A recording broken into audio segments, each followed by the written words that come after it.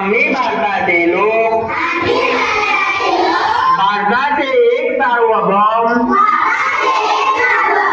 समाजवादी धर्मनिरपेक्ष लोकशाही गणराज्य घडवण्याचा व त्याच्या सर्व नागरिकांस सामाजिक आर्थिक व राजनैतिक न्याय विचार अभिव्यक्ती विश्वास श्रद्धा व उपासना यांचे स्वातंत्र्य दर्जाची